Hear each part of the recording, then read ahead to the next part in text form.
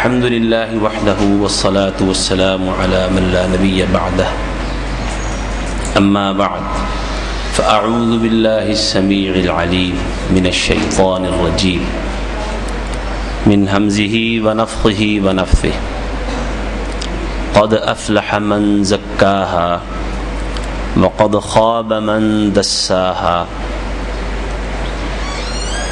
یقیناً کامیاب ہوا وہ شخص جس نے اسے پاک کر لیا، اور یقیناً ناکام ہوا وہ شخص جس نے اس نفس کو آلودہ کر لیا۔ سورہ الشمس میں اللہ سبحانہ و تعالی نے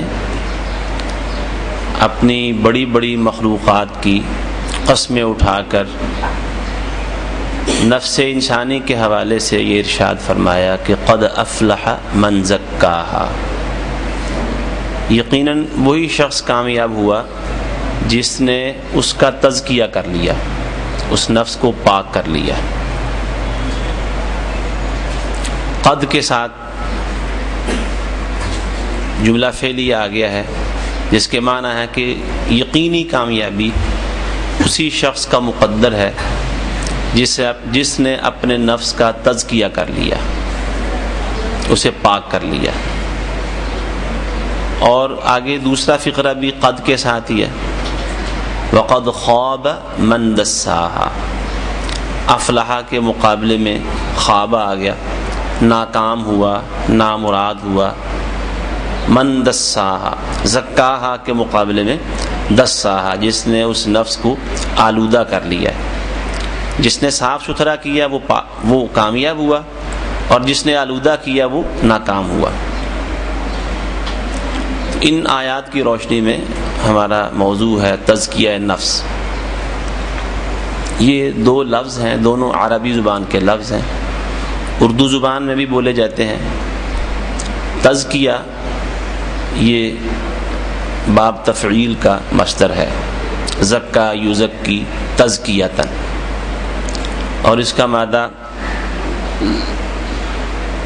زا کاف واو ہے، یا زا کاف یا، اور ایک مصدر قرآن مجید میں جو لفظ کثرت کے ساتھ آیا ہے آتوا الزکاۃ۔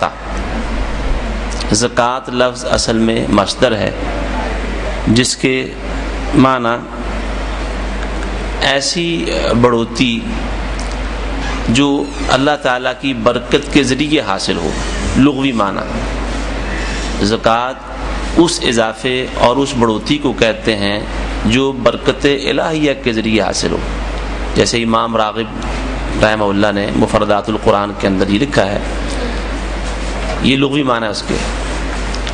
ویسے اس کے جو افعال استعمال ہوتے ہیں زکوٰۃ سے، باب نصر ینصر زکا یزکو،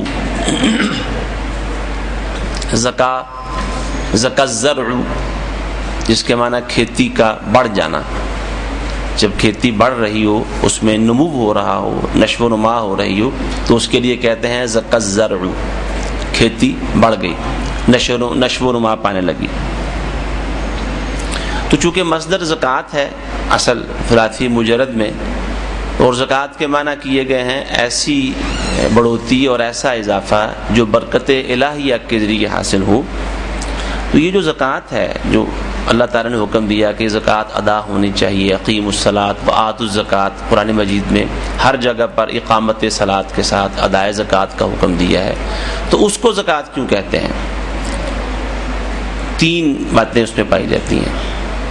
ایک تو زکوٰۃ دینے سے برکت کی امید ہوتی ہے کہ اللہ تعالیٰ مال میں برکت ڈالے گا۔ دوسرا، مال خرچ کرنے سے انسان کا نفس پاک ہو جاتا ہے، مال کی محبت سے پاک ہو جاتا ہے۔ اگر مال جمع ہوتا رہے انسان کے پاس کثرت کے ساتھ، تو خطرہ ہے کہ نفس میں، دل میں مال کی محبت پیدا ہو جائے گی۔ تو اللہ کی راہ میں خرچ کرتے رہنے سے انسان کا نفس، انسان کا دل مال کی محبت سے، غیر اللہ کی محبت سے پاک ہوتا ہے۔ اور زکوٰۃ کے معنی پاک ہونے، صاف ہونے کے ہیں، پاکیزگی کے بھی ہیں۔ اور تیسرا یہ بھی کہ مال خرچ کرنے سے، اللہ کی راہ میں دینے سے مال میں نمو بھی ہوتا ہے. دو طرح کا نمو، برکت یا تو اللہ تعالیٰ کی طرف سے ڈال دی جاتی ہے. تھوڑے مال میں تھوڑا مال انسان کے لیے زیادہ خوشحالی پیدا کر دیتا ہے، یا حقیقی معنی میں مادی اعتبار سے بھی اس میں نمو ہوتا ہے، اس میں اضافہ ہوتا چلا جاتا ہے. دونوں ہی صورتیں قرآن و حدیث سے ثابت ہیں. تو زکوٰۃ لفظ جس کے معنی صفائی ستھرائی، نشو و نما، صاف ستھرا کرنا، صاف ستھرا ہونا وغیرہ کے معنی لغت میں پائے جاتے ہیں، جو زکوٰۃ ادا کی جاتی ہے اس میں ساری چیزیں ہی موجود ہیں.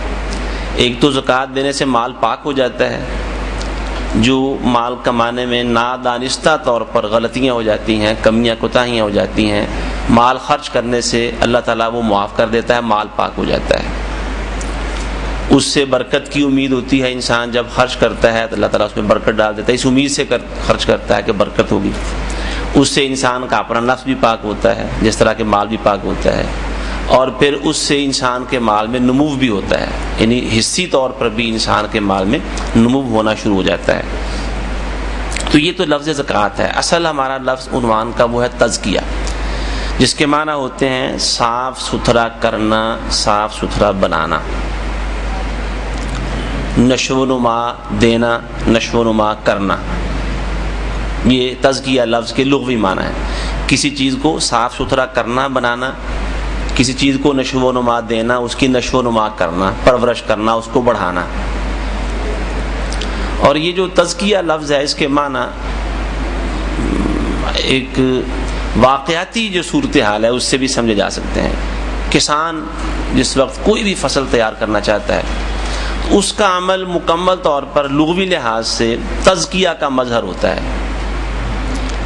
پہلے زمین کو اچھی طرح وہ صاف کرتا ہے ایسی تمام چیزوں سے، ایسے تمام عوارض سے جو کھیتی اگانے میں رکاوٹ ہو سکتے ہیں، مشکلات پیدا کر سکتے ہیں. اگر کسی زمین میں روڑی کا ڈھیر لگا ہو مثلا، تو ظاہر ہے پہلے وہ روڑی وہاں سے ساری اٹھانا پڑے گی. یہ صفائی ہے، پاکیزگی ہے، ستھرائی ہے. اگر روڑی نہیں ہے، اس کے علاوہ کئی چیزیں ایسی ہیں خود روح قسم کی وہاں چیزیں اگی ہوئی ہیں، ظاہر ہے وہ ساری تلف کرنا پڑے گی، نکالنا پڑے گی. وہاں جو جھاڑ جھانٹ وغیرہ اس طرح کی چیزیں پڑی ہیں فضول قسم کی، ان سب سے زمین کو پاک کرنا پڑے گا. پہلے وہ صفائی اور ستھرائی کا عمل ہوگا. پھر اس کے بعد ہل چلانے کے بعد زمین کو ہموار کیا گیا، بیج ڈالا گیا، پھر اس میں کھاد ڈالی گئی جو اس کو پھر جس وقت وہ کھیتی اگنا شروع ہوتی ہے اس دوران بھی کئی چیزیں خود بخود اگنا شروع ہو جاتی ہیں. ان سے پھر کھیت کو صاف کیا جاتا ہے. پہلے تو خود ہاتھ سے صاف کرتے تھے، اب اس کے لیے ایسی ادویات آ گئی ہیں کہ جو خود روح قسم کی چیزیں ہیں وہ ادویات سے تلف ہو جائیں گی، جل جائیں گی. تاہم وہ یہ جو صفائی ستھرائی کا عمل ہے اس کھیتی کی نشو و نما کے لیے بیج ڈالنے سے پہلے بھی ضروری ہے. کھیت کو، زمین کو اچھی طرح صاف ستھرا کیا جائے. اور جس وقت وہ کھیتی تیار ہو رہی ہوگی، وہ فصل تیار ہو رہی ہوگی، اس دوران جو چیزیں خود بخود اگ جاتی ہیں انہیں اس دوران بھی تلف کرنا ضروری ہے. ورنہ زمین کی جو اگانے کی صلاحیت ہے وہ خود روح قسم کی چیزیں زیادہ کھینچ لیتی ہیں، اصل کھیتی کمزور ہو جاتی ہے. تو یہ کسان کا جتنا عمل ہے یہ ہم کہہ سکتے ہیں کہ یہ تزکیہ ہے. اس نے اپنی فصل کو پروان چڑھانے کے لیے، یا یہ کہہ لیں زمین کی جو قدرتی صلاحیتیں ہیں اگانے کی، ان صلاحیتوں سے فائدہ اٹھانے کے لیے، ان صلاحیتوں کو پروان چڑھانے کے لیے اس نے کیا کیا؟ پہلے زمین کو صاف کیا، اس کھیت کو اچھی طرح صاف کیا، ہر طرح کی نقصان پہنچانے والی چیزوں سے، فضولیات سے صاف کر دیا. صفائی کے بعد پھر اس میں بیج ڈالا، پانی دیا، کھاد ڈالی، تاکہ اب زمین کی جو قدرتی صلاحیتیں ہیں ان سے فائدہ اٹھایا جا سکے. اس کی قدرتی صلاحیتیں کیا ہیں؟ بہت ساری ہیں. ان میں سے ایک صلاحیت یہ ہے کہ زمین اگاتی ہے. انسان کے لیے سبزیاں، پھل، جانوروں کے لیے چارہ، ہمارے لیے غلہ، اناج وغیرہ سب چیزیں اگاتی ہے. یہ قدرتی صلاحیتیں ہیں. ان صلاحیتوں سے فائدہ اٹھانے کے لیے اور ان کی صلاحیتوں کو پروان چڑھانے کے لیے پہلے صفائی ستھرائی ہے. یہ سارا عمل کیا کہلاتا ہے؟ تزکیہ ہے. دوسرا لفظ ہے ہمارے عنوان میں تزکیے کے ساتھ نفس، تزکیہ نفس۔ نفس ان کا لفظ قرآن مجید میں کئی معنوں میں استعمال ہوا ہے، ان میں سے ایک معنی ہے روح۔ نفس ان کا لفظ روح کے معنی میں بھی استعمال ہوا ہے۔ نفس پورے وجود انسانی کے لیے بھی استعمال ہوا ہے، نفس انسان کے دل کے لیے بھی استعمال ہوا ہے، نفس روح کے لیے بھی استعمال ہوا ہے۔ فرشتے جب آتے ہیں وہ ملک الموت کے ساتھ تو کہتے ہیں نا اخرجوا انفسکم، تو مراد کیا ہے؟ اپنی جانیں نکالو، روح نکالو، اپنی روح کے لیے بھی استعمال ہوا ہے۔ تو نفس سے مراد یہاں تزکیہ نفس سے مراد تزکیہ روح ہی ہے، یا نفس کا لفظ چونکہ قلب کے لیے بھی استعمال ہوا ہے تو قلب کا تزکیہ ہے، روح کا یا قلب کا تزکیہ مراد ہے۔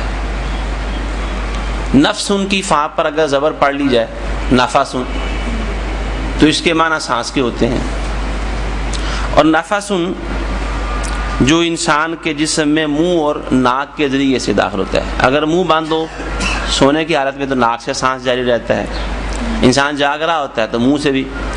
کئی دفعہ ایسا ہوتا ہے کہ انسان کو شدید زکام ہو جاتا ہے، ناک بند ہو جاتی ہے تو پھر سانس سارا منہ سے ہی۔ تو ناک اور منہ سے یہ ہوا انسان لیتا ہے، انسان کے بدن کے اندر یہ جاتا ہے، بدن سے باہر نکلتا ہے، اور اس سے انسان کی زندگی قائم رہتی ہے۔ اگر یہ سانس کے آنے جانے کا سلسلہ بند ہو جائے تو ختم، انسان بلا ایک حد تک تو زندہ رہے گا، اس کے بعد سلسلہ جسم اور جان کا روح کا جو آپس میں تعلق ہے یہ ختم ہو جائے گا۔ تو یہ سانس بھی حقیقت میں انسان کے جسم کے لیے روح کی طرح ہے، یعنی نفس اور نفس۔ نفس تو روح کو کہتے ہی ہے نا، تو جو نفس ہے اس جسم کے لیے وہ بھی ایک ضروری چیز ہے۔ یہ جسم اسی صورت میں زندہ رہ سکتا ہے جب اس کو نفس یعنی سانس ملتا رہے۔ تاہم ہمارے موضوع میں لفظ نفس کی بجائے نفس ہے، تزکیہ نفس یعنی روح کا تزکیہ یا انسان کے قلب کا تزکیہ، تو یہ معنی ہے تزکیہ نفس کے۔ تو یہ تو لغوی اس کی وضاحت ہو گئی۔ تو جو علماء اخلاق ہیں، ہمارے اسلامی تعلیمات کے ماہرین ہیں، انہوں نے تزکیہ نفس کے معنی کیا کیے ہیں، اس کی وضاحت کیا کی ہے، اس میں بہت ساری باتیں اس موضوع کی کتابوں میں مل سکتی ہیں۔ ان میں سب کا خلاصہ کہہ لیں آپ، نچوڑ کہہ لیں کہ انسانی نفس کو غلط رجحانات سے بچا کر، کیونکہ انسان کے سامنے اللہ تعالیٰ نے دو راستے رکھے ہوئے ہیں، اور سورہ الشمس کی جو دو آیتیں آپ کے سامنے پڑھی ہیں ان سے پہلے اللہ تعالیٰ نے یہ بات فرمائی ہے وَنَفْسٍ وَمَا سَوَّاهَا فَأَلْهَمَهَا فُجُورَهَا وَتَقْوَاهَا، اور یہ قرآن مجید میں اور بھی کئی آیات میں فرمایا گیا إِنَّا هَدَيْنَاهُ السَّبِيلَ إِمَّا شَاكِرًا وَإِمَّا كَفُورًا وَهَدَيْنَاهُ النَّجْدَيْنِ، تو دو راستے انسان کو اللہ نے بتا دیے ہیں، خیر کا راستہ اور شر کا راستہ۔ تو نفس انسانی کو ان غلط رجحانات سے بچا کر، غلط میلانات سے باز رکھتے ہوئے اسے نیکی کی طرف موڑنا، اللہ کی عبدیت کی طرف موڑنا، اللہ سبحانہ و تعالیٰ کی اطاعت اور فرما برداری کی طرف انسانی نفس کو موڑنا، اور پھر اس راستے کی جو رکاوٹیں ہیں ان رکاوٹوں کو دور کرتے رہنا، ان پر نظر رکھنا، یہ تزکیہ نفس کہلاتا ہے۔ اور اس پر پھر محنت کرتے کرتے اسے مسلسل بلندی اور بہتری کی طرف لے کر چلتے چلے جانا، یعنی ایک دفعہ انسان اگر اپنے نفس کو غلط میلانات اور رجحانات سے بچا لیتا ہے، نیکی کی طرف موڑ لیتا ہے، تو ایک دفعہ کرنے سے تزکیہ نفس ہو نہیں جاتا کہ اب ایک راستے پر ڈال دیا، اب یہ اسی راستے پر رہے گا۔ اگر اسے چھوڑ دیں گے تو نفس ایسا ہے، اللہ تعالیٰ نے قرآن میں فرمایا ہے ان النفس لامارۃ بالسوء، کہ یہاں یہ بات بھی ضمناً ذہن نشین ہم رکھ لیں کہ نفس کے حوالے سے قرآن مجید نے تین باتیں بیان کی ہیں، یا کہہ لیں کہ تین اقسام بیان کر دی ہیں۔ یہی جو آیت سورہ یوسف کی 13ویں سپارے کی پہلی آیت ہے وما ابرئ نفسی ان النفس لامارۃ بالسوء، اس کے تحت کہ ایک نفس ہے جو امارہ بالسوء ہے، نفس کی ایک قسم ہے جو انسان کو برائی پر بہت زیادہ اکساتا ہے، امارہ مبالغے کا صیغہ ہے، اور ایک ہے نفس مطمئنہ، یا ایتھا النفس المطمئنہ، جو نفس کے تمام شرور سے بچا لیا گیا، اللہ کی یاد اور ابدیت کی طرف اس کو مکمل یکسوئی حاصل ہو گئی، اور اس میں اس کے لیے اطمینان ہے، جیسے فرمایا الا بذکر اللہ تطمئن القلوب، جو اس کے تحت زندگی گزار رہا ہے وہ ہو گیا نفس مطمئنہ۔ اور ایک نفس نفس لوامہ بھی ہے، یہ بھی اچھا نفس ہے، اللہ نے اس کی قسم اٹھائی ہے، لا اقسم بالنفس اللوامہ، وہ نفس جس سے غلطیاں ہوں تو ان غلطیوں پر اپنے آپ کو شدید ملامت کرے، کوستا رہے اپنے آپ کو، اور وہ غلطی، وہ گناہ، وہ معصیت اسے چین نہ لینے دے۔ جیسے حدیثوں میں واقعات آتے ہیں، ماعز اسلمی رضی اللہ تعالیٰ عنہ کا واقعہ ہے، اور صحابیہ جو تھی دوسری ان کا واقعہ، کہ اس گناہ کی وجہ سے رسول اللہ صلی اللہ علیہ وسلم کے پاس بار بار آتے رہے، اپنی زبان سے اقرار کرتے رہے۔ اس کے علاوہ بھی کئی واقعات ہیں صحیح بخاری وغیرہ کے اندر کہ کچھ غلطی ہو گئی چھوٹی موٹی، آ کے رسول اللہ صلی اللہ علیہ وسلم سے کہا جی ہم تو ہلاک ہو گئے، ہمیں گناہ سے پاک کر دیجئے، اے اللہ کے رسول، اللہ کی حد ہم پر قائم کیجئے۔ تو غلطی تو بہرحال انسان سے ہوتی ہے، اس کی فطرت میں شامل ہے۔ تو جو نفس غلطی ہونے پر اطمینان، خاموشی اختیار کر لے، وہ بھی پسندیدہ نہیں ہے۔ ہاں غلطی ہونے پر بے چینی لگ جائے، پریشانی لگ جائے، تو یہ ہے نفس لوامہ، اپنے آپ کو برا بھلا کہے، اللہ سے معافی مانگتا رہے، اس نفس کو بھی اللہ تعالیٰ نے پسند کیا ہے۔ تو یہ تین اقسام ہیں۔ تو میں یہ عرض کر رہا تھا کہ ایسا نہیں کہ نفس کو غلط رجحانات اور میلانات سے بچا کر آدمی ایک دفعہ اللہ کی اطاعت کے راستے پر ڈال دے اور پھر فارغ ہے وہ کہ ساری عمر اسی راستے پر چلتا رہے گا، نہیں، اس کا دھیان رکھنا پڑتا ہے مسلسل۔ جس طرح کسان ہے، کسان کے عمل سے ہم نے تزکیے کو سمجھا ہے، تو کسان بیج ڈالنے، کھاد ڈالنے اور پانی لگانے کے بعد فارغ ہو جاتا ہے؟ نہیں، جس موسم کی وہ فصل کاشت کر رہا ہے اس موسم کے مطابق وہ اس پر محنت کرتا ہے۔ اب بھی کسانوں نے گندم کی کٹائی کی ہے پچھلے سیزن کے اندر، تو سخت گرمی کے باوجود، آپ جن کو اس کا تجربہ ہے یا مشاہدہ کر رکھا ہے وہ جانتے ہیں، یا یہ مشاہدہ ہوتا ہی رہتا ہے سفروں کے دوران، کہ ان سخت گرمیوں میں جو مزارعین ہیں، کھیت کے مالکان ہیں، وہ کتنی محنت کرتے ہیں، اور انہیں یہ بات بھولی ہوتی ہے کہ گرمی بڑی شدت کی پڑ رہی ہے۔ ہم تو یہاں بیٹھے بار بار تذکرہ کرتے ہیں نا، وہ گرمی بڑی، یہ کر لیں وہ کر لیں، تو وہ بیچارے کسان کیا کریں گے؟ وہ جیسا بھی موسم ہو، گرمی شدت کی ہے یا کم ہے، درمیانی ہے، انہوں نے اپنی فصل کا دھیان رکھنا ہے، بلکہ راتوں کو بھی دھیان رکھتے ہیں، رات گھر سونے کی بجائے اپنے کھیت پہ جا کے سوتے ہیں۔ تو گرمی کی شدت کے دوران چلچلاتی ہوئی دھوپ میں ان کا اپنی فصل کا دھیان رکھنا، یہ اس بات کی نشاندہی کرتا ہے کہ تزکیہ ایک مسلسل عمل ہے اور آخری درجے اور مرحلے تک کام کرنے کی ضرورت ہے۔ اسی طرح سردی کے موسم میں بھی دیکھ لیں، سردیوں میں بہت دفعہ ایسا ہوتا ہے، یہ میرا اپنا مشاہدہ ہے، کہ کسان راتوں کو، جب کہ ہم لوگ گرم بستر لحافوں کے اندر سردی سے بچتے ہوئے سوئے ہوتے ہیں اور خواب خرگوش کے مزے لے رہے ہوتے ہیں، کسان اس وقت بھی رات کو جاگ کر اپنے کھیت میں پانی لگانے کے لیے پگڈنڈیوں پر، جب کہ راتوں کو بڑے بڑے خطرناک سانپ اور زہریلی چیزیں بھی نکلی ہوتی ہیں، خنزیر اور سور رات کو نکلے پڑے ہوتے ہیں، بڑا خطرہ ہوتا ہے، لیکن وہ اس کی پرواہ کیے بغیر ان خطرات کو بالائے طاق رکھتے ہوئے وہ رات کو اپنے کھیت میں پگڈنڈیوں پر وہ کدار ہاتھ میں پکڑے ہوئے، اور سردی کے باوجود وہ پگڈنڈیوں پر کھیتوں میں سفر کر آ جا رہا ہوتا ہے۔ تو اس سے یہ اسی کے عمل سے سمجھ میں آتا ہے کہ تزکیہ ایک دفعہ نفس کو نیکی کے راستے پر ڈال کے فارغ ہو جانے کا نام نہیں ہے، بلکہ اسے آخری درجے اور مرحلے تک پہنچانے کے لیے محنت اور کوشش کرتے رہنا، حد کمال تک۔ ظاہر کمال تو انسان کو حاصل نہیں ہو سکتا، کمال تو اللہ کی ذات کے لیے ہے، تاہم اس کی بہتری کے لیے، اسے گناہوں سے بچائے رکھنے کے لیے، نیکی کے راستے پر قائم رہنے کے لیے مسلسل نگہداشت، مسلسل دھیان، مسلسل محنت، مسلسل کوشش۔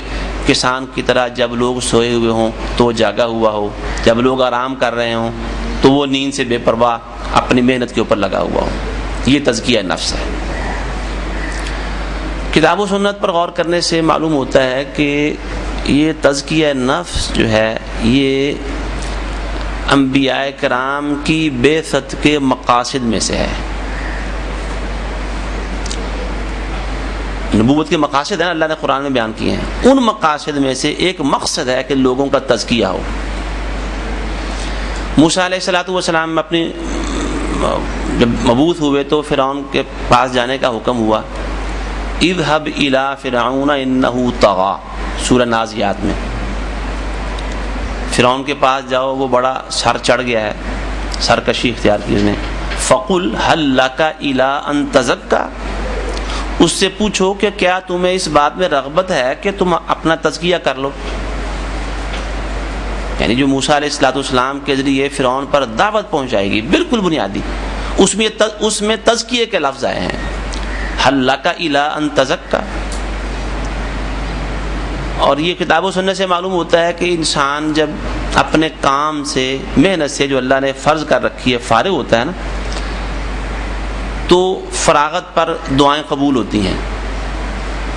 اللہ کی اطاعت والا کام جو اللہ نے ذمہ لگایا ہو مکمل کر لیں تو اللہ دعائیں قبول کرتا ہے. یہ انعام ہے نقد. جیسے حج والے دن انسان کے گناہوں کی معافی کا تذکرہ آتا ہے کہ کام حج والا مکمل ہوا تو ایسے انسان ہو گیا جیسے آج ہی ماں کے پیٹ سے جنم لیا اس نے. دعائیں بھی قبول ہوتی ہیں. عرفات کے اندر حدیث میں آتا ہے کہ وقوف عرفات کے دوران دعائیں قبول ہوتی ہیں. میدان جنگ میں، میدان جہاد میں دعائیں قبول ہوتی ہیں کیونکہ بڑا کام انسان کر رہا ہے. نماز ختم کریں تو نماز کی اخیر میں دعائیں قبول ہوتی ہیں اختتام پر. اور ابراہیم علیہ الصلوۃ والسلام نے اللہ تعالیٰ کے حکم کے مطابق ایک کام مکمل کیا اور وہ ہے بیت اللہ کی تعمیر. تو اس موقع پر وہ دعا کر رہے ہیں، بلکہ اس کام کے دوران بھی دعائیں کر رہے ہیں. اور اس میں جو مانگا آپ پڑھ لیں قرآن مجید میں حضرت ابراہیم علیہ الصلوۃ والسلام کی دعائیں جہاں جہاں بھی ہیں تو اندازہ ہوتا ہے کہ دعائیں کیا مانگی. انبیاء کرام کی جتنی دعائیں ہیں قرآن میں پڑھنے سے پتہ چلتا ہے کہ دعا کی معراج کیا ہے. ظاہر ہے ہم انسان ہیں، ہمیں دنیا کی چھوٹی چھوٹی چیزیں پریشان کرتی ہیں، ہم ان کے لیے فکر مند رہتے ہیں. آج ہر دوسرا انسان ڈپریشن کا شکار ہے دنیا کے مسائل کے لیے، دنیا کی پریشانیاں، دنیا کی الجھنیں. لیکن جو اہل اللہ ہیں ان کا دھیان چونکہ دنیا کی طرف ہوتا ہی نہیں ہے، دھیان کہیں اور لگا ہوتا ہے، اس لیے دنیا کی پریشانیاں انہیں پریشانی نہیں کرتی. ان کی ایک ہی پریشانی ہے بس. ابراہیم علیہ الصلوۃ والسلام کی دعاؤں میں انہوں نے جو دعائیں کی، ہم اگر غور کریں تو ان کی دعا سے ہماری قسمتیں جاگ اٹھی. ربنا وبعث فیہم رسولا منہم یتلو علیہم آیاتہ ویعلمہم الکتاب والحکمت ویزکیہم. جو ایک پیغمبر کے لیے کہ اللہ علم ایک نبی بھیج دے، اور وہ دعا قبول ہوئی. آج ہمارا اگر کچھ تھوڑا بہت کچھ تذکرہ ہے اس کائنات اور اس دنیا کے اندر کسی ایک امت اور ایک قوم کے طور پر، تو وہ کس کی امت، کس کی قوم کہلاتے ہیں؟ محمد رسول اللہ صلی اللہ علیہ وسلم. ہماری قصہ یعنی انہوں نے دعا کی تو وقت ہمارے جاگ اٹھے. دعا کیا کی انہوں نے؟ اللہ سے کیا مانگا؟ یہ نہیں کہ اللہ ہفتہ تقریم کی بادشاہت دے دے، یہ دے دے، وہ دے دے، بینک بیلنس. ہم تو یہی مانگ رہے ہیں نا. آج ہم تو دن رات یہی مانگ رہے ہیں، یہی پریشانی ہے ہماری.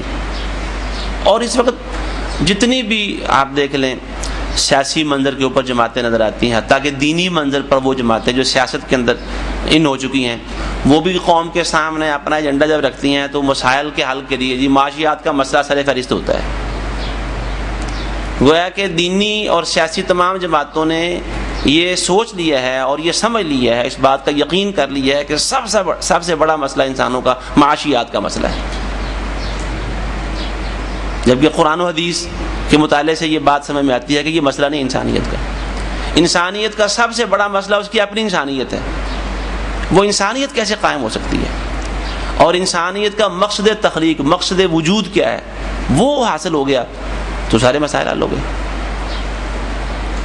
ایک آدمی سفر کرتا ہے کسی ایک مقصد کے لیے، ملک کے اندر کسی ایک جگہ پر یا بیرون ملک چلا جاتا ہے، اور وہاں جا کے دیکھتا ہے کہ سیر سپاٹے کی چیزیں بڑی اچھی ہیں، خوبصورت ہیں، گلیاں بازار بڑے اچھے ہیں، علاقہ بڑا سرسبز و شاداب ہے جی، اس کے جنگل اور اس کی کھیت بڑے خوبصورت ہیں. وہاں وہ سیر سپاٹا کر کے وقت ضائع کر کے خرچہ کر کے واپس آ جائے، جس کام کے لیے گیا تھا وہ کرے نہ اس نے، تو وہ ناکام انسان ہے. تو یہاں تو ایک مقصد کے لیے بھیجے گئے تھے، اس مقصد کی تکمیل ہی اصل مسئلہ ہے، اور اسی کے لیے دعا کی ابراہیم علیہ السلام نے، اور اس میں کہا وَيُزَكِّيهِمْ۔ تو اس سے پتہ چلا کہ جو تزکیہ ہے یہ مقاصد نبوت میں سے ہے، انبیاء کی بعثت کا بنیادی مقصد ہے کہ انسانوں کا تزکیہ بھی ہو۔ تو بہرحال یہ بات سوچ لینی چاہیے ہمیں کہ جو انبیاء کرام کی بعثت ہے وہ اس کے جو بھی اہم اور بنیادی مقاصد ہیں ان میں سے تزکیہ ایک ہے۔ تو تزکیہ نفس صحیح شعور کے ساتھ، پورے اخلاص کے ساتھ اپنے نفس اور اپنے وجود پر، اس کے تمام معاملات کے اندر نیکی غالب کرنا اور بدی کو مغلوب کر دینا، بدی کا شکار ہونے سے اپنے نفس کو بچانے کے لیے کوشش کرنا، محنت کرنا، اور کبھی اس طرح ہو جائے کہ انسان کا نفس بدی کا شکار ہو جائے تو پھر اسے اس سے خلاصی دلانے، رہائی دلانے پر محنت کرنا، یہ تزکیہ نفس ہے۔ یہ کام کرنا اخلاص کے ساتھ، پوری توجہ کے ساتھ، تسلسل کے ساتھ، کوئی لمحہ اس سے غفلت نہ ہو، اور اگر کبھی نفس یا شیطان اپنا حصہ نکال بھی لے تو پھر اپنے نفس کو ان اثرات سے نکالنے پر محنت کرنا، ان غلاظتوں سے اپنے آپ کو پاک صاف کرنے کے لیے کوشش کرنا، یہ تزکیہ نفس، اور یہ ضروری ہے۔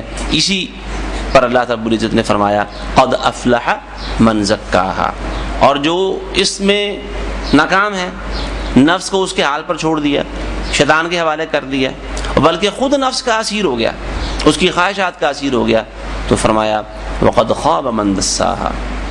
اور یہ جو نفسانی خواہشات ہیں اس کے لیے ہوا کا لفظ عام طور پر قرآن مجید میں ہم دیکھتے ہیں، ہوا۔ سورہ نازیات میں بھی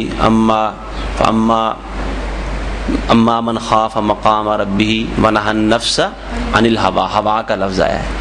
تو جو ہوا سے اپنے نفس کو نجات دلانے میں اور ہوا کے شکار ہونے سے اپنے نفس کو بچانے میں ناکام ہے، ہوا اصل میں ایسی خواہش کو کہتے ہیں جو انسان کو ہلاکت کی طرف لے جائے۔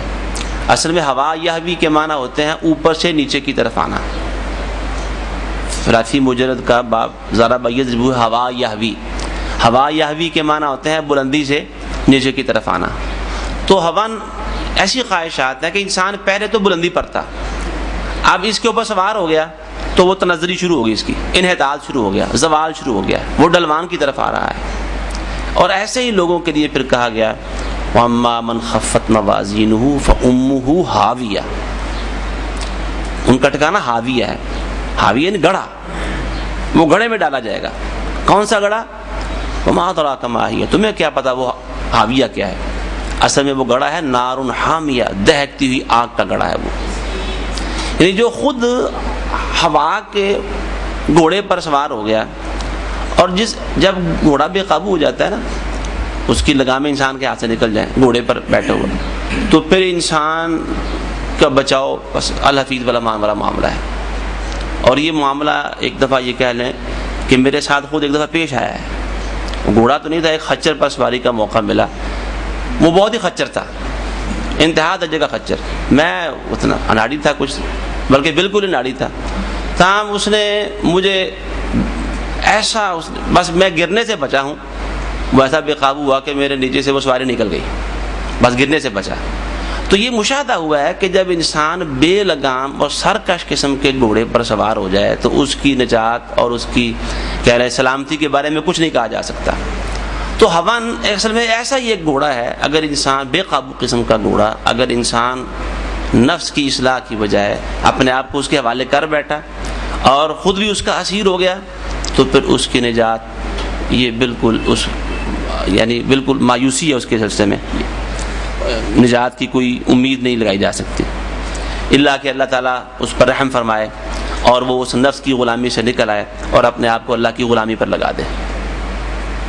تو پھر اس نقطے کا اعادہ کرنے کے بعد کہ تزکیہ یہ کتنا اہم ہے کہ یہ اللہ تعالیٰ نے اس کو مقاصد نبوت میں سے شمار کیا ہے، اس کی اہمیت یہاں سے ہمیں سمجھ لینی چاہیے۔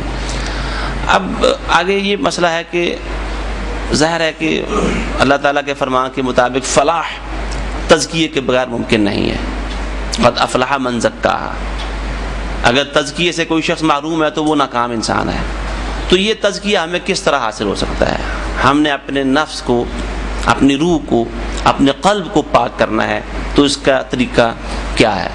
اس کے لیے ہمیں کیا کرنا پڑے گا؟ اس کے لیے چند تجاویز اور نکات ہیں جس پر ہم مل کر غور کرتے ہیں۔ سب سے پہلی بات، قرآن مجید کی تلاوت تدبر کے ساتھ۔ اللہ تعالیٰ نے نبیوں کو بھیجا ہی تزکیے کے لیے ہے، خصوصاً ہمارے نبی سیدنا محمد صلی اللہ علیہ وآلہ وسلم، جن کے لیے دعا ہوئی تو اس میں یزکی کے لفظ ہیں۔ اللہ تعالیٰ نے اس دعا کی قبولیت کا ذکر فرمایا، کما ارسلنا فیکم رسولا منکم یتلو علیکم آیاتنا ویزکیکم۔ دعا قبول کر لی اللہ تعالیٰ نے بالکل اسی طرح لفظ بلفظ جیسے ابراہیم علیہ السلام نے دعا کی تھی، اور پھر اس احسان کا بھی تذکرہ کیا کہ اللہ نے یہ بڑا احسان کیا ہے، لقد من اللہ علی المؤمنین اذ بعث فیہم رسولا من انفسہم یتلو علیہم آیاتنا ویزکیہم ویعلمہم الکتاب والحکمہ۔ بار بار اس کا تذکرہ کیا ہے، تزکیے کا۔ تو نبی علیہ الصلوۃ والسلام کو انسانوں کے تزکیے کے لیے چیز کیا دی تھی اللہ تعالیٰ نے؟ جی قرآن مجید دیا تھا۔ قرآن مجید نازل ہوتا تھا نا، آپ لوگوں کو اس کی تلاوت بھی سناتے تھے، اور اس کے اندر جو حکمت بری ہوئی تھی، اس کے اندر جو انسانی زندگی کی رہنمائی کا سامان بھرا ہوا تھا، لوگوں پر وہ واضح کرتے تھے۔ تو تزکیے کا سب سے بنیادی ذریعہ وہ قرآن مجید کی تلاوت ہی ہے، کیونکہ تلاوت کے ساتھ ساتھ تزکیے کا ذکر ہوا ہے، یتلو علیہم آیاتہ ویزکیہم۔ تلاوت اور تزکیے کو اکٹھا کیا ہے، کبھی تزکیہ پہلے ہے کبھی بعد میں ہے، بہرحال تزکیے کے ساتھ تلاوت کا ذکر ہے، جس کے معنی یہ ہے کہ تلاوت کے ذریعے تزکیہ حاصل ہوتا ہے، کیونکہ اللہ تعالیٰ نے رسول اللہ صلی اللہ علیہ وسلم کو جن مقاصد کے لیے بھیجا تھا، ان مقاصد کی تکمیل کے لیے قرآن ہی دیا ہے اور حکمت دی ہے، انزل علیک الکتاب والحکمہ۔ تو قرآن مجید سب سے اولین ذریعہ ہے جس کے ذریعے ہم اپنا تزکیہ کر سکتے ہیں، انسان کو پاک کرتا ہے برے عقائد سے، غلط رجحانات سے، جہالت سے، ضلالت سے۔ اللہ ولی الذین آمنوا یخرجہم من الظلمات الی النور، کتاب انزلناہ الیک، الف لام را، کتاب انزلناہ الیک لتخرج الناس من الظلمات الی النور۔ تو تزکیہ تو ہوگا نا، ظلمات سے تزکیہ انسان کا ہو جائے گا۔ ظلمات کیا ہیں؟ شرک کے ظلمات ہیں، جہالت کی ظلمات ہیں، اور اس کے علاوہ بہت ساری فکری اور عقیدے کی بہت ساری ظلمات ہیں، قرآن کے ذریعے اس کا تزکیہ ہوتا ہے۔ تو لیکن تدبر کے ساتھ، یہ الگ بات ہے کہ قرآن مجید کی اگر بغیر تدبر کے، بغیر ترجمے کے بھی کوئی شخص تلاوت کرتا ہے تو اس کو اس کے فوائد ضرور حاصل ہوں گے اللہ کے فضل و کرم سے۔ قرآن مجید کے ساتھ کسی بھی درجے کا تعلق وہ فائدے سے خالی نہیں ہے۔ جس کو ترجمہ نہیں آتا وہ تلاوت کرتا رہے گا، یہ تلاوت سنے گا بغیر معنی کو سمجھے تو اس کو فائدہ ضرور حاصل ہوگا، لیکن اس کا وہ جو فائدہ ایک چوٹی کا فائدہ ہے کہ اس کے ذریعے ہمارا تزکیہ ہو، وہ معنی پر تدبر کرنے سے یہ فائدہ بہت زیادہ حاصل ہوتا ہے۔ اور قرآن پر تدبر تو ویسے بھی ہونا چاہیے، افلا یتدبرون القرآن کتاب انزلناہ الیک مبارک لیدبروا آیاتہ۔ اللہ تعالیٰ نے قرآن نازل اس لیے کیا ہے کہ اس پر تدبر کیا جائے، تو اس کی تلاوت تدبر کے ساتھ یہ تزکیے کا ایک بنیادی ذریعہ ہے، اولین ذریعہ ہے۔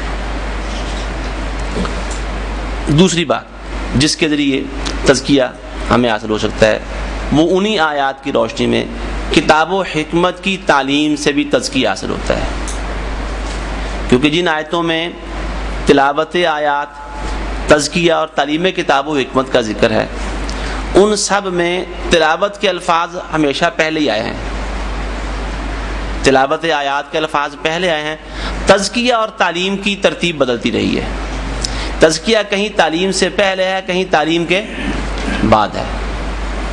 تو اس سے معلوم ہوتا ہے کہ تعلیم کتاب و حکمت کے ذریعے بھی تزکیہ ہوتا ہے انسان کا۔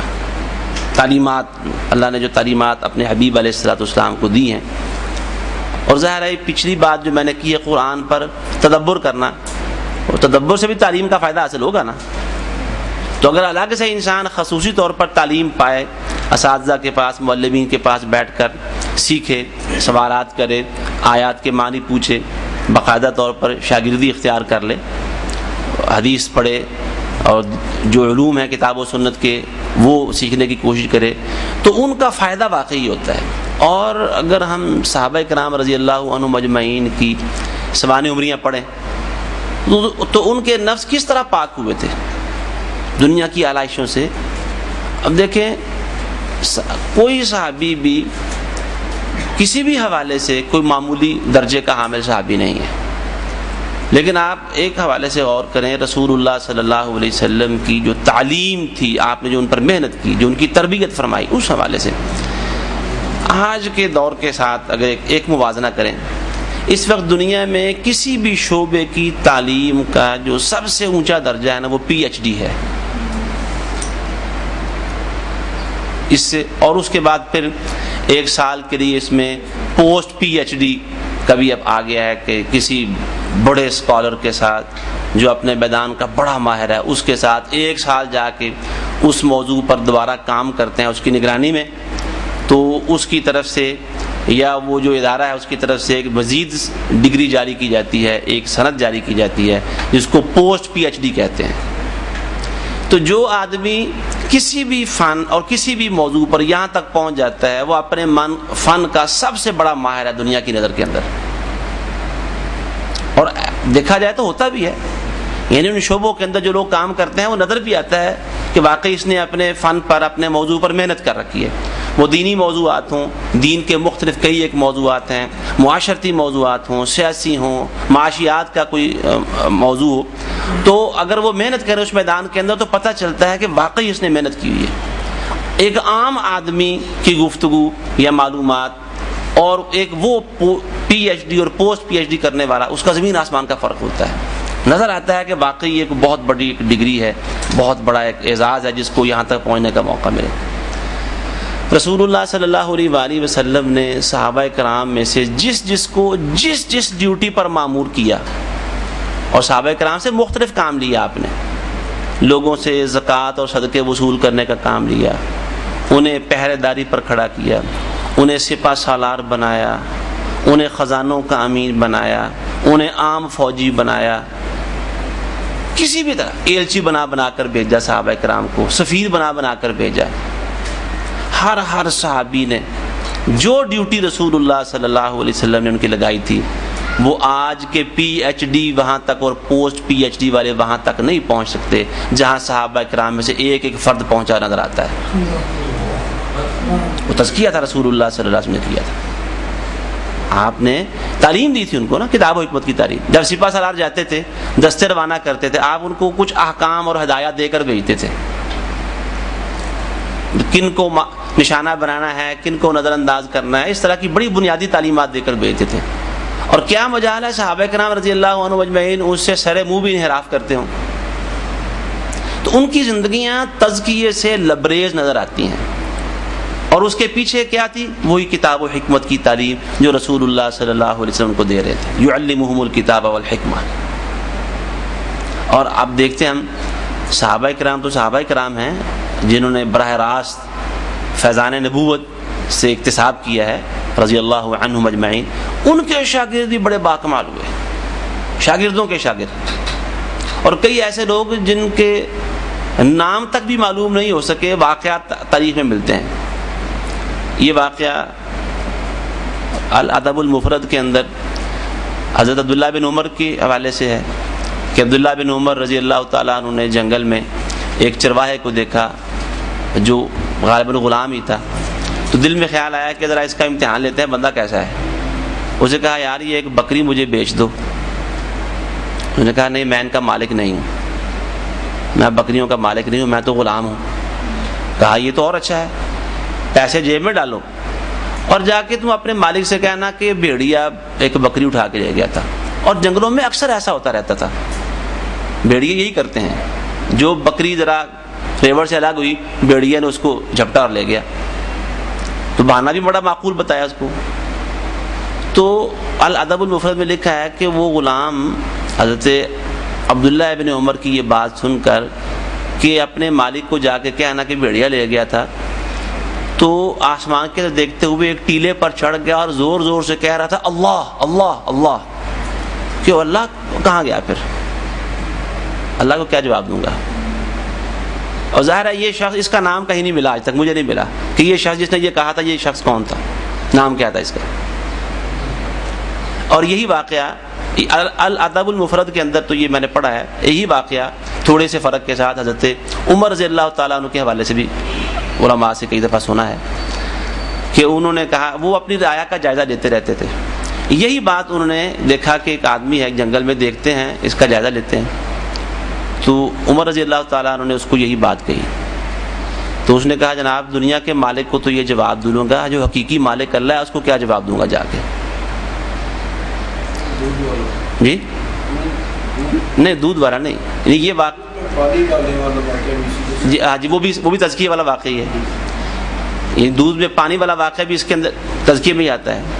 یعنی ایسے افراد جن کے نام سے، بہت سارے افراد ہیں جن کے نام سے تاریخ بالکل ناواقف ہے، وہ صحابہ کے شاگرد ہیں، نبی پاک صلی اللہ علیہ وسلم کے شاگردوں کے شاگرد. تو یہ اسی تزکیے کا اثر ہے. اور وہ تزکیے کے پیچھے کیا چیز تھی، اس کا سورس کیا تھا؟ تعلیم کتاب و حکمت. اللہ سبحانہ و تعالیٰ نے جو اپنے نبی علیہ الصلوۃ والسلام کی ذمہ داری لگائی تھی کہ آپ نے ان کو تعلیم دینی ہے، اور آپ نے فرمایا انما بعثت معلما، میں تو معلم بنا کر بھیجا گیا ہوں. تو آپ تعلیم کیا دیتے تھے؟ کتاب و حکمت کی تعلیم دیتے تھے. اور کتاب و حکمت کی تعلیم کے آگے پیچھے قرآن میں تزکیہ رکھا ہوا ہے اللہ تعالیٰ نے، اس کے ذریعے سے تزکیہ ہو رہا تھا.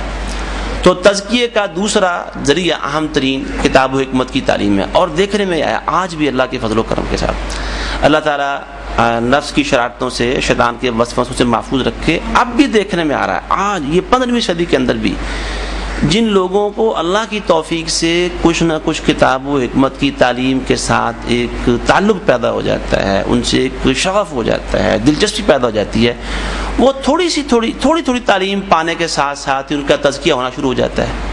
وہ ان میں تبدیلیاں، عجیب قسم کی تبدیلیاں نظر آنا شروع ہوتی ہیں. ایک فرد میں تبدیلی آتی ہے اور اس فرد کے ذریعے پھر اللہ کے فضل و کرم سے پورے گھر کے اندر تبدیلی آنا شروع ہو جاتی ہے.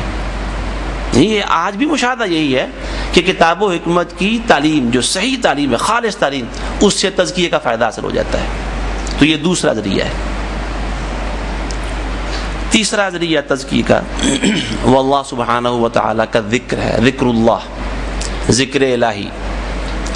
ذکر الہی، نماز بھی ذکر الہی ہے. اقم الصلاۃ لذکری، اس کی 2-3 تفاسیر میں سے ایک تفسیر یہ بھی ہے کہ مجھے یاد کرنے کی غرض سے، میرا ذکر کرنے کی غرض سے نماز پڑھو. تو نماز بھی ذکر الہی ہے، نماز پڑھے انسان. اس کے علاوہ نمازوں کے بعد کے اذکار ہیں، صبح و شام کے اذکار ہیں، خاص موقعوں کے اذکار اور دعائیں ہیں. انسان پریشان ہو، پریشانی کی دعائیں ہیں. آسودہ حال ہو، نعمتیں شکرانے کی دعائیں ہیں. اور پھر ذکر الہی کی جامع ترین شکل کہ جس موقع کا جو اللہ نے حکم دے رکھا ہے اس حکم کا خیال رکھنا، یہ اللہ کو یاد رکھنا ہے. ذکر اللہ سے انسان کا تزکیہ ہوتا ہے، انسان پاک ہوتا ہے. اور ذکر اللہ میں یہ ضروری ہے کہ ذکر اللہ سبحانہ و تعالیٰ کی دی ہوئی تعلیم اور رسول اللہ صلی اللہ علیہ وسلم کی تعلیم کے مطابق ہو. جیسے اللہ نے فرمایا ہے وَاذْكُرُوهُ كَمَا هَدَاكُمْ، جہاں حج کے مسائل بیان ہوئے نا اس ضمن میں، اس دوران کا وَاذْكُرُوهُ كَمَا هَدَاكُمْ، اللہ کو یاد کرو جیسے اس نے تمہیں ہدایت کی ہے. تو اللہ کی ہدایت کے خلاف جو ذکر اللہ ہوگا وہ تزکیے کا ذریعہ نہیں بن سکے گا. جیسے وہ ذکر مقطع کرتے ہیں اجتماعی اجتماعی انداز میں، وہ تزکیہ نہیں کرتا. تزکیہ ذکر سے تبھی ہوگا جب انسان وہ ذکر اللہ اور اس کے رسول صلی اللہ علیہ وسلم کے بتائے ہوئے طریقے کے مطابق کرے گا. ذکر الہی سے یہ فائدہ کس طرح حاصل ہوتا ہے، اس کو اچھی طرح سمجھنے کے لیے ایک کتاب کا بھی میں ذکر کیے دیتا ہوں. حافظ ابن قیم رحمہ اللہ کی ایک کتاب ہے، عربی اور اردو دونوں زبانوں میں موجود ہے. اصل کتاب تو عربی میں ہے، الوابل الصیب من الکلم الطیب. اس کا اردو ترجمہ مولانا زکریہ رحمہ اللہ کا کیا ہوا ذکر الہی کے نام سے موجود ہے. اس کتاب میں ذکر اللہ کے 100 کے قریب فائدے ذکر کیے ہیں کتاب و سنت کی روشنی میں. انہوں نے شروع میں کہا ہے کہ اللہ تعالیٰ کے ذکر کے 100 سے زیادہ فائدے ہیں. تو پھر 80 اور 90 کے درمیان فائدے گنوائے ہیں. بعض فائدے کسی ایک فائدے کے ضمن میں بھی ذکر ہوئے ہیں، تاہم 100 سے زیادہ فائدوں کا انہوں نے ذکر کیا ہے. اور ان فوائد کو پڑھنے سے ہی یہ اندازہ ہوتا ہے کہ واقعی ذکر اللہ انسان کا تزکیہ کرتا ہے، انسان کی اللہ سے محبت بڑھتی ہے، کیونکہ یہ آتا ہے کہ انسان جس سے محبت کرتا ہے اس کو کثرت سے یاد کرتا ہے. تو اللہ تعالیٰ کا ذکر جتنا زیادہ انسان کرے گا، بکرتم واسیلہ، بکرتم وعشیہ، قرآن مجید میں طرح طرح سے ادبار السجود، ادبار النجوم، مختلف اوقات کا حوالہ دے دے کر ان میں ذکر کا حکم دیا گیا، اس کی ترغیب دلائی گئی ہے. تو ذکر اللہ سے انسان کا واقعی تزکیہ ہوتا ہے، اللہ تعالیٰ کا ذکر کرتے رہنے سے انسان کا نفس پاک ہو جاتا ہے.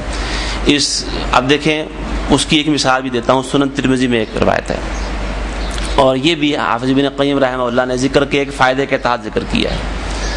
ایک صحابی رسول اللہ صلی اللہ علیہ وسلم کے پاس آئے، غالباً ابو سعید خدری رضی اللہ عنہ کی روایت ہے.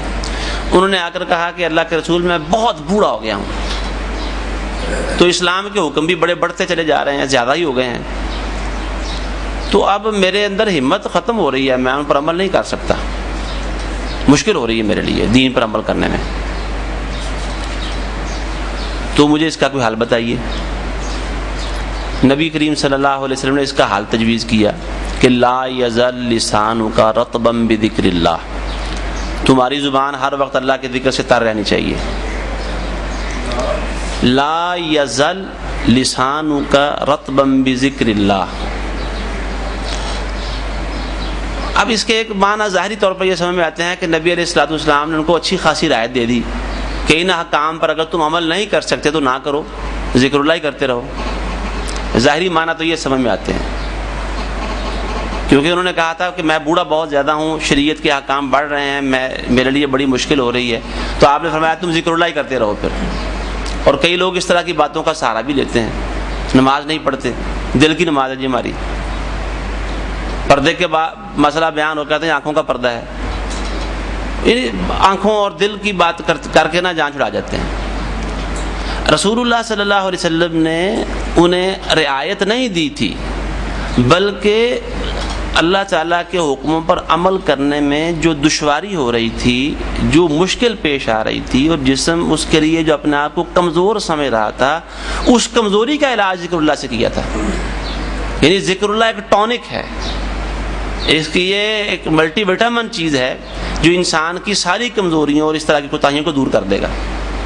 انسان میں وہ قوت آ جائے گی جس سے اللہ تعالیٰ کی عبادت کرنے میں آسانی پیدا ہو جائے گی. اب دیکھیں جہاد کتنا مشکل کام ہے. اللہ تعالیٰ نے قرآن میں کہا ہے کہ اللہ تعالیٰ کے راستے میں جب تم نکلے ہوئے ہو اور مجاہدین تمہارے دشمنوں کے مقابلے میں صاف آ رہا ہوں تو فَاثْبُتُوا وَاذْكُرُوا اللَّهَ، وہاں جم کر لڑو، اور اس کے لیے تمہیں کرنا کیا پڑے گا؟ اللہ کا ذکر کرنا پڑے گا.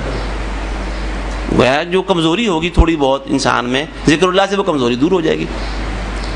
حضرت فاطمہ رضی اللہ تعالی عنہا نے جب غلام اور لونڈی کا تقاضا کیا تھا تو آپ نے فرمایا کہ تم رات کو سونے سے پہلے سبحان اللہ، الحمدللہ، اللہ اکبر کا ورد کر لیا کرو. اس سے یہ بات سمجھ میں آتی ہے کہ دن بھر کی تھکاوٹ کا علاج بھی ہے، روحانی ہے، اور یہ دنیا کے مال سے ویسے بھی افضل ہے. تو ذکر اللہ کا آپ نے جو مختلف صحابہ کرام کو نسخہ تجویز کیا تھا ذکر اللہ کا، اس سے یہ سمجھ میں آتی ہے کہ انسان کا اس سے واقعی تزکیہ ہوتا ہے. تزکیہ کیا ہے؟ کہ غلط میلانات اور رجحانات سے اپنے آپ کو بچانا ہے اور اللہ کی عبادت والی طرف اپنے آپ کو لگانا ہے. تزکیہ یہی ہے. تو ذکر اللہ سے یہ فائدہ حاصل ہوتا ہے، اللہ کی محبت، اللہ کی اطاعت کی محبت، نیکیوں کی محبت انسان میں پیدا ہوتی ہے. اس لیے یہ ذکر اللہ سے بھی یہ فائدہ حاصل ہوتا ہے. اس کے بعد نماز پڑھنے سے بھی انسان کا تزکیہ ہوتا ہے. اگرچہ ذکر اللہ کے ضمن میں نماز کا بھی میں نے عرض کر دیا، لیکن یہ الگ سے ایک خصوصی چیز ہے، تزکیہ ہوتا ہے اس سے. قد افلح من تزکا وذکر اسم ربہ، جی یہ نمبر 4 ہے نماز. سورۃ الاعلی میں فرمایا قد افلح من تزکا وذکر اسم ربہ فصلی. تزکیے کے ضمن میں ذکر اللہ کا ذکر بھی ہے اور نماز کا ذکر بھی ہے. یعنی پہلے فرمایا یقیناً کامیاب ہوا وہ شخص جس نے اپنا تزکیہ کر لیا. آگے کیا فرمایا؟ وذکر اسم ربہ، اس نے اپنے رب کے نام کا ذکر کیا. اس سے پتہ چلا کہ ذکر اللہ سے تزکیہ ہوتا ہے. اور پھر اس کے بعد کیا فرمایا؟ فصلی، پھر اس نے نماز پڑھی. نماز سے بھی تزکیہ ہوتا ہے. اور خصوصاً جس آدمی کو یہ توفیق مل جائے کہ نماز کے دوران وہ معانی پر غور، حضور قلب اور خشوع انسان کو حاصل ہو جائے، تو اسی صورت میں تزکیہ ہوتا ہے۔ اب جتنے لوگ بھی نماز پڑھ لیتے ہیں لیکن نماز کے بعد زندگی میں نماز کے اثرات نظر نہیں آتے، اس کی وجہ یہ ہے کہ نماز پر غور نہیں کیا گیا نماز ہے کیا۔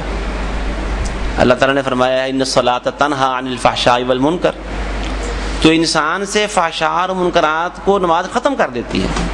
تو یہی تزکیہ ہے نا، تزکیہ اسی کا نام ہے نا، جو فضولیات ہیں وہ انسان سے نکل جائیں، دور ہو جائیں۔ نماز پڑھنے سے، چونکہ نماز میں انسان کی اللہ تعالیٰ سے بات چیت ہوتی ہے، حدیثوں سے پتہ چلتا ہے، مکالمہ ہوتا ہے، اور اس مکالمے کے نتیجے میں انسان کو اپنے نفس پر غور کرنے اور اپنا دھیان کرنے کا موقع ملتا ہے، اس کو مراقبہ حاصل ہوتا ہے، جس کا ذکر وہ حدیث جبریل میں بھی آیا ہے، ان تعبد اللہ کأنک تراہ فإن لم تکن تراہ فإنہ یراک۔ اللہ کی عبادت ایسے کرو گویا اس کو دیکھ رہے ہو، اگر تم اس کو دیکھ نہیں رہے تو کم از کم یہ سوچو کہ وہ تو تمہیں دیکھ رہا ہے۔ تو عبادت سے یہ احساس انسان کو حاصل ہوتا ہے کہ میں اللہ کی نگاہ میں ہوں، میں اللہ کو دیکھ رہا ہوں یا اللہ تعالیٰ مجھے دیکھ رہا ہے۔ تو مجھے دیکھنے والا جو عمل ہے، یہ سوچ کہ اللہ مجھے دیکھ رہا ہے، یہ جتنا تسلسل اختیار کرے گا، اس میں جتنا دوام ہوگا، انسان کو اپنا دھیان کرنے کا موقع ملے گا۔ اللہ دیکھ رہا ہے کوئی بھی کام کرنے سے، جیسے وہ ایک واقعہ کہاوت یہ شاید بیان کرتے ہیں کہ وہ ایک چور بوڑھا ہو گیا، اس نے کہا کہ گھر کی گزر بسر میری چوری سے ہی ہوتی تھی، میں تو مرنے کے قریب ہوں، تو یہ ہنر اپنے بیٹے کو بھی سکھا دوں۔ تو بیٹے کو ساتھ لے گیا پہلے دن، تو بیٹے کو ایک جگہ پر خاص پوائنٹ پر کھڑا کیا کہ یہاں کھڑے رہو، جب کوئی ادھر آ رہا ہو اور دیکھ لے تو تم نے مجھے اطلاع کر دینی ہے، تاکہ ہم کسی خطرناک صورتحال سے بچنے سے پہلے یہاں سے رفو چکر ہو جائیں۔ تو باپ ابھی اندر گیا ہی تھا، تو تھوڑی دیر کے بعد بیٹا چیخنے لگ گیا، او دیکھ لیا، او دیکھ لیا۔ وہ باپ بھاگا ہوا ہے، کس نے دیکھا ہے؟ کہ جو اللہ نے دیکھ لیا ہمیں، اللہ ہمیں دیکھ رہا ہے۔ دنیا بھر سے چھپ جائیں گے لیکن اللہ سے نہیں چھپ سکتے۔ یہ بیٹے کے دل سے نکلی ہوئی بات باپ کے دل پر جا لگی۔ یہی مراقبہ ہے نا، انسان دھیان رکھے کہ مجھے اللہ دیکھ رہا ہے۔ فَإِن لَمْ تَكُنْ تَرَاهُ فَإِنَّهُ يَرَاكَ، یہ دھیان رکھنا کہ اللہ مجھے دیکھ رہا ہے، یہ انسان کو بہت ساری برائیوں سے بچاتا ہے۔ اور قرآن میں اللہ نے فرمایا، اس کو واضح کیا ہے کہ ما يكون من نجوى ثلاثة الا هو رابعهم ولا خمسة الا هو سادسهم ولا ادنى من ذلك ولا اكثر الا هو معهم اينما كانوا، اور پھر آگے ثم ينبئهم بما عملوا يوم القيامة، قیامت کے دن اللہ ان کو بتائے گا کہ تم نے کیا کیا تھا۔ اللہ ساتھ ہے، اللہ ہر وقت دیکھ رہا ہے، علیم بذات الصدور ہے، خبیر بما تعملون ہے، جگہ جگہ اللہ نے بتایا ہے۔ تو یہ جو مراقبہ ہے یہ نماز سے حاصل ہوتا ہے۔ اب کتنے لوگ ایسے ہیں ہمارے جو سمجھتے ہیں نماز میں جو شلوار پاجامہ وغیرہ ہے یہ ٹخنوں سے اوپر ہونی چاہیے، اب وہ نماز میں کر لیتے ہیں، جب نماز پڑھ کے سلام پھر کے مسجد سے فارغ ہو کر نکل رہے ہوتے ہیں نا تو وہ نیچے سرکا لیتے ہیں، حالانکہ یہ حکم تو ہر ٹائم کے لیے تھا۔ تو نماز میں ان کو احساس تھا کہ اللہ تعالیٰ ہمیں دیکھتا ہے، یا اللہ کی عبادت کر رہے ہیں، اس کے لیے ایسا کرنا ہے، یہ احساس نماز کے بعد ختم ہو جاتا ہے، حالانکہ یہ احساس ساری عمر کے لیے حاصل ہو جانا چاہیے کہ اللہ دیکھ رہا ہے۔ تو یہ حافظ ابن قیم رحمہ اللہ نے یہ حدیث، کیونکہ انہوں نے وہ مدارج سالکین میں جو منازل کا ذکر کیا اس میں مراقبہ بھی لفظ، تو مراقبے میں حدیث لائے ہیں ان تعبد اللہ کأنک تراہ فإن لم تکن تراہ فإنہ یراک، یہ حدیث لائے ہیں۔ اس حدیث کے تحت وہ لکھتے ہیں کہ ومن هذا الحديث يتضح ان المراقبة هي دوام علم العبد وتيقنه باطلاع الحق سبحانه وتعالى على ظاهره وباطنه۔ اس حدیث سے یہ بات واضح ہو جاتی ہے کہ مراقبہ کیا ہے، ہمیشہ انسان اس بات کا خیال دل دماغ میں بیٹھا لے کہ اللہ سبحانہ و تعالی ہر لحظے میرے ظاہر و باطن سے واقف ہے، ہر لحظہ، کوئی لمحہ ایسا نہیں جب میں اس کی نگاہ سے، اس کے علم سے اوجھل ہو سکوں۔ فاستدامته لهذا العلم واليقين هي المراقبہ، اس علم و یقین پر ہمیشگی اختیار کرنا۔ کس یقین اور علم پر؟ کہ اللہ دیکھ رہا ہے، اللہ کو پتہ ہے، میں اس کے نگاہ میں ہوں، اس پر ہمیشگی کا نام ہی مراقبہ ہے۔ وہی ثمرۃ علمہ بان اللہ سبحانہ وتعالی رقیب علیہ، یہ جو اس کو اللہ کی اس صفت پر ایمان اور علم ہے نا، قرآن میں ہے کہ اللہ رقیب ہے ہر چیز پر، وکان اللہ علیکم رقیبا، دھیان رکھنے والا ہے، یہ اس پر ایمان کا نتیجہ ہے کہ اس کے دل میں یہ خیال رہتا ہے. ناظر الیہ، وہ اس کو دیکھنے والا ہے، اس کا ایمان تھا اس کو. سامع لقولہ، اس کی باتیں سننے والا ہے. وہو مطلع علی عملہ، اور اللہ اس کے ہر عمل پر مطلع ہے. کل وقت و کل لحظۃ کل نفس و کل طرفۃ، ہر سانس، ہر پلک جھپکنے پر اور ہر آن اللہ اس کی سب باتوں کو جاننے والا ہے. اس پر یقین اور اس کے علم کی وجہ سے ہی اس کو یہ مراقبہ حاصل ہوتا ہے. تو بات کیا ہو رہی تھی؟ تزکیے کا چوتھا ذریعہ نماز. اور نماز سے تزکیہ کیسے ہوتا ہے کہ نماز سے انسان کو مراقبے کی کیفیت حاصل ہوتی ہے اگر وہ معنی پر غور کر کے نماز پڑھے گا. اللہ ہمیں اس کی توفیق عطا فرمائے. وہ ہمارے صحافی ہیں، معروف نام ہے، اخبار میں لکھتے ہیں جی، نہیں جو ہمارے پروگرام پر بھی جنہوں نے آنا تھا آئے نہیں تھے پچھلے پروگرام پہ، اوریا مقبول جان. اوریا مقبول جان نے ایک واقعہ لکھا کہ میں انگلینڈ گیا ہوا تھا، تو وہاں میرا میزبان ایک نو مسلم تھا. نماز کے وقت ہم مسجد چلے گئے، تو میں نماز پڑھ کے زور کی فارغ ہو کے باہر آ کے انتظار کرتا رہا. تو وہ بہت دیر لگا کے نماز سے فارغ ہو کے نکلا، اور اس نے آتے مجھ سے معذرت کی، یار میں سوری کرتا ہوں تم سے. اصل بات یہ ہے کہ اس آگے وضاحت آ رہی ہے کہ تم لوگ پیدائشی مسلمان ہو، تو تمہارے لیے نماز میں یہ کیفیت اختیار کرنا کہ اللہ مجھے دیکھ رہا ہے یا میں اللہ کو دیکھ رہا ہوں، یہ تمہارے لیے آسان ہے، تم جلدی سے اس کیفیت میں پہنچ جاتے ہو. میں چونکہ نیا مسلمان ہوں اور یہ کیفیت طاری کرنا ازحد مشکل ہے، تو اس لیے وہ کیفیت طاری کرتے کرتے کرتے نماز جو ہے وہ بڑی لمبی ہو جاتی ہے. تو اس وجہ سے میں تم سے معافی چاہتا ہوں. کہتے ہیں اس کی اس بات نے تو میرے پسینے چھڑا دیے کہ وہ اس حدیث پر عمل کر رہا ہے جبکہ مجھے اس حدیث کا علم نہیں ہے. جی جی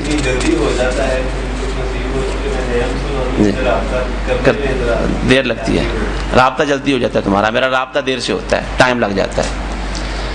تو یہ ہے وہ چیز جس سے انسان کو تزکیہ حاصل ہوتا ہے. اس کے بعد 5ویں نمبر پر اہل اللہ کے ساتھ ملاقاتیں، اہل علم کے ساتھ،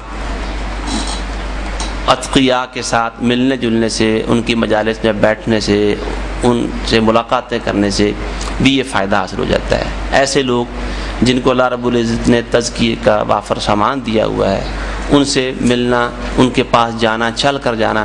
حدیثوں میں اس کے فائدے بھی آتے ہیں، صحیح حدیث کے اندر ہے جب کسی عام مسلمان آدمی، نیک آدمی، اللہ کا بندہ مسلمان، اس سے ملاقات کے لیے آدمی جاتا ہے صرف اس لیے کہ وہ مسلمان بھائی ہے، کوئی دنیا کا لالچ نہیں، تو اس کے راستے میں اللہ تعالیٰ ایک فرشتہ کھڑا کر دیتا ہے جو اس کے جانے اور واپس گھر آنے تک اس کے حق میں دعائیں کرتا رہتا ہے بخشش اور رحمت کی. یعنی عام مسلمان بھائی سے ملاقات کے لیے. تو جب انسان کسی اور بڑے مقصد کے لیے مزید کی، جس میں مقصد مسلمان سے ملاقات بھی ہے اور اپنے لیے اصلاح اور تزکیے کا سامان حاصل کرنا بھی ہے، علمی فائدے اٹھانا بھی ہے، اس مقصد کے لیے کسی بھی عالم کے پاس چل کر جائیں گے اگر ہمارے لیے ممکن ہو، اللہ توفیق عطا فرمائے، آسانیاں پیدا کر دے، تو اس سے یقیناً وہ سارے فوائد جو حدیثوں میں ذکر بھی آئے ہیں خصوصی طور پر، اور تزکیے والا عمومی فائدہ بھی انشاءاللہ حاصل ہوگا. ایسے لوگوں کی مجالس میں بیٹھنے سے یہ فائدہ ہوتا ہے. وہ شعر فارسی میں بھی کہا گیا ہے، صحبت صالح ترا صالح کند، صحبت طالح ترا طالح کند. رسول اللہ صلی اللہ علیہ وآلہ وسلم کی حدیثیں بھی اس سلسلے میں واضح ہیں. ایک اور شعر فارسی میں بری صحبت کے حوالے سے، جس طرح اچھی صحبت کے اثرات ہوتے ہیں، بری صحبت کے بھی اثرات ہوتے ہیں. کہا گیا کہ دور شو از اختلاط یار بد بدتر بد از مار بد، مار بد تنہا ہمیں بر جاں زنت، یار بد بر جاں و ایما زنت. کہ جس طرح سانپ سے بچتے ہو، برے دوست کی صحبت سے اس طرح بچو. سانپ تو جان کا نقصان کرے گا نا، جبکہ برا دوست جان اور ایمان دونوں کا نقصان کرتا ہے. اور حالات بتاتے ہیں کتنے لوگ ایسے ہیں جو صرف دوستوں کی دوستی کی چکر میں آ کر جان بھی گنوا بیٹھے اور دین بھی گیا، دنیا بھی گئی.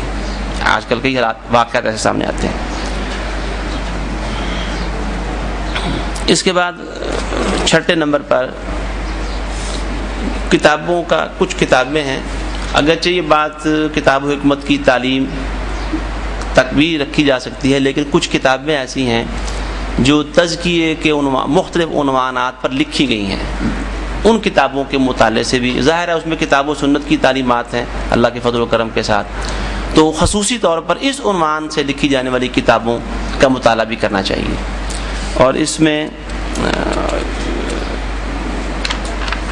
مثلا مولانا ابو الحسن علی ندوی کی ایک کتاب کا حوالہ پہلے بھی دیا گیا تھا، صحبت با اہل دل، وہ اسی عنوان اسی فائدے کی کتاب ہے۔ ان کی ایک کتاب تزکیہ و احسان یا تصوف و سلوک، تزکیہ و احسان یا تصوف و سلوک، ان کی یہ کتاب اصل میں عربی کتاب تھی، اصل عربی کتاب کا نام ہے ربانیہ لا رہبانیہ، اسی کو بعد میں اردو کے اندر ترجمے کے ساتھ چھاپا گیا ہے، ربانیہ لا رہبانیہ۔ تنبیہ الغافلین ہے، امام ابو اللیث سمرقندی کی اردو ترجمہ موجود ہے اس کا۔ ابن الجوزی کی تلبیس ابلیس ہے رحمہ اللہ کی یہ کتاب ہے۔ اور عمومی طور پر دیکھا گیا ہے کہ حافظ ابن قیم رحمہ اللہ کی اور ابن تیمیہ رحمہ اللہ کی کتابیں اس مقصد کو بہت پورا کرتی ہیں۔ مثلا ان کی کتاب روضۃ المحبین ہے، روضۃ المحبین اللہ کی محبت کے حوالے سے وہ اچھی کتاب ہے۔ اسی طرح ان کی کتاب ہے عدۃ الصابرین و ذخیرۃ الشاکرین، عربی ہیں کتابیں یہ، ویسے ان کا اردو ترجمہ مجھے ابھی تک نہیں ملا۔ اور اسی طرح تاکہ حافظ ابن قیم کی جو کتاب ہے سیرت پر زاد المعاد، اس میں بھی سیرت کا تذکرہ بھی اس انداز سے کیا ہے کہ اس میں بہت سارے مقامات پر انسان کو تزکیے کا فائدہ حاصل ہوتا ہے۔ تو بہرحال تزکیے کے عنوان سے اردو میں بھی ان کی امین احسن اصلاحی صاحب کی ایک کتاب تزکیہ نفس کے نام سے ہی ہے۔ کچھ چیزوں سے ہو سکتا ہے کہ اہل علم انکار کریں، لیکن مجموعی طور پر تزکیہ نفس کے حوالے سے بھی وہ اچھی کتاب ہے، اس سے بھی استفادہ ہونا چاہیے۔ جی تزکیہ و احسان، احسان یا تصوف و سلوک، یہ ایک ہی کتاب کا نام ہے، تزکیہ و احسان یا تصوف و سلوک، یہ ابو الحسن علی ندوی علیہ رحمہ کی کتاب ہے، جس کا میں نے عربی ایڈیشن بتایا کہ وہ تھا ربانیہ لا رہبانیہ۔ جی آخر میں ایک اس سلسلے میں دعا بھی اللہ سے تزکیے کی دعا کی جائے۔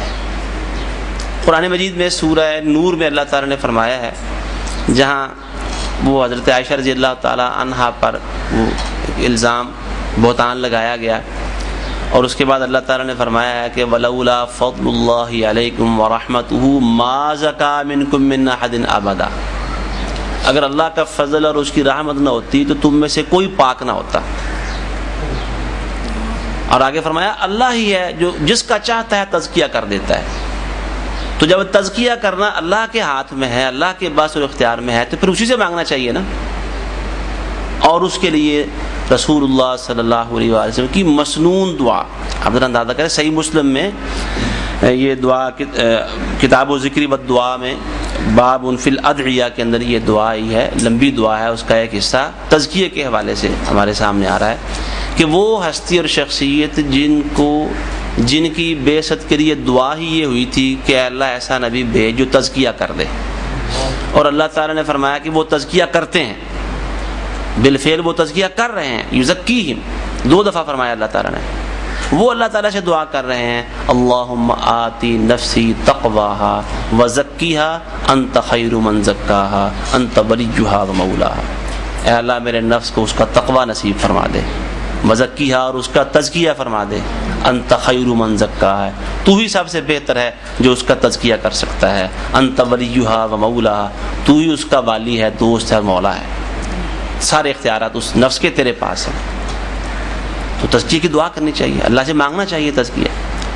تو یعنی اس دعا کی اہمیت اس حوالے سے اور بڑھ جاتی ہے کہ جنہوں نے ہمارا تزکیہ کیا وہ خود اپنے لیے اللہ سے مانگ رہے ہیں، تو ہمیں کتنی دعا کرنی چاہیے، کتنا ضروری ہے یہ کام۔ جو تعلیم کی مسندوں پر جن کو اللہ سبحانہ و تعالیٰ نے بٹھایا ہے، اس مسند کا یہ تقاضا ہے، اور ہمیں یہ تقاضا خوب یاد کرنا چاہیے۔ ہم نے لوگوں کا تزکیہ کرنا ہے، لیکن قول کے ساتھ نہیں، بیانات کے ساتھ نہیں، اپنے عمل کے ساتھ۔ اور حقیقت یہ ہے اللہ کے لیے کوئی مشکل نہیں، اللہ تعالیٰ ہمیں ایسا کر دے ہم اوروں سے اور ذرائع سے بھی تزکیہ لیں اور اللہ تعالیٰ ہم سے تزکیہ آگے کروا دے۔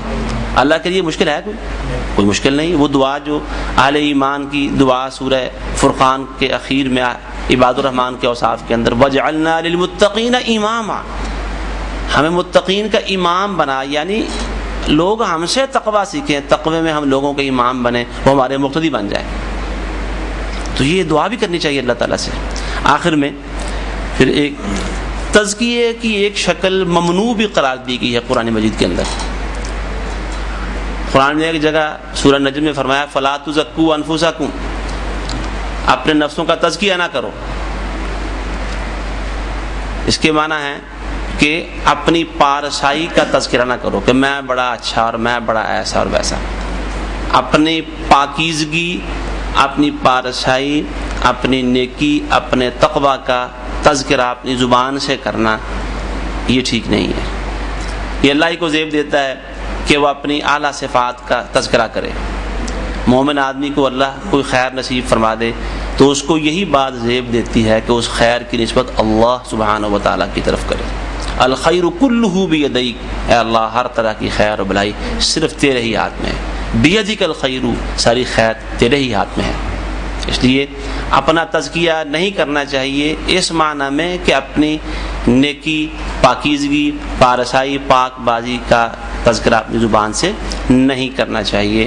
کوئی خیر حاصل ہو جائے تو اس پر اللہ کا شکر گزار اور احسان مند رہنا چاہیے اور اس کی نسبت اللہ کی طرف کرنی چاہیے. رسول اللہ صلی اللہ علیہ وآلہ وسلم کو بعض موقعوں پر، چونکہ وہ رسول اللہ سے اللہ کی حفاظت میں تھے، تو دینی ضرورت اور مصلحت کی تحت کئی دفعہ کئی باتیں کہنا پڑتی تھی. جیسے وہ 3 صحابہ آئے اور رسول اللہ صلی اللہ علیہ وسلم کی عبادات کے بارے میں پوچھا تو انہوں نے کہا کہ ہم تو پھر ہمارا رسول اللہ سے ہمارا کیا مقابلہ ہے، ہمیں تو بہت عبادت کرنی چاہیے، وہ تو رسول اللہ ہیں، رسول اللہ ہونے کی وجہ سے بڑے اونچے مرتبے پر فائز ہیں، تو میں شادی نہیں کروں گا. ایک کہتا ہے میں رات بھر عبادت کرتا رہوں گا، میں ساری عمر روزے رکھتا رہوں گا، وغیرہ وغیرہ. تو نبی علیہ الصلوۃ والسلام نے انہیں بلا کر یہ بات فرمائی تھی کہ سنو، انا اخشاکم للہ واتقاکم، میں تم میں سب سے بڑھ کر اللہ سے ڈرنے والا اور تم میں سب سے بڑھ کر متقی ہوں. تو یہ ضرورت تھی کہنے کی، تو اس لیے کہنا پڑا. آپ سے کہا گیا کہ اللہ کے رسول یہ جو تقسیم آپ نے کی ہے نا یہ عدل والی نہیں ہے. وہ آیا تھا جو خارجیوں کا سردار تھا، عدل والی تقسیم نہیں ہے. آپ نے فرمایا تمہارا ستیہ ناش جائے، اگر میں انصاف نہیں کروں گا تو کون کرے گا. تو یہ آپ نے فرمایا تھا کہ میں، یعنی مطلب یہ تھا میں انصاف کر رہا ہوں، میں انصاف نہیں کروں گا تو کون کروں گا. تو یہ تزکیہ کے خلاف نہیں تھا. تاہم ہمارے لیے کہ ہم اگر اپنی زبان سے ایسی باتیں کرتے رہیں گے عمومی طور پر تو یہ ہمارے تزکیے کے خلاف ہے. جو اصل موضوع ہے تزکیہ یہ اس کے خلاف ہے. تو اللہ سبحانہ و تعالی ہمارے لیے اس مجلس میں برکت ڈال دے. جو باتیں اس کی توفیق سے درست ہیں وہ قبول کر لے، اور جو باتیں نادانستہ طور پر غلط سرزد ہو گئی ہیں اللہ ان کے شر سے مجھے اور آپ کو بچائے. وآخر دعوانا الحمدللہ رب العالمین.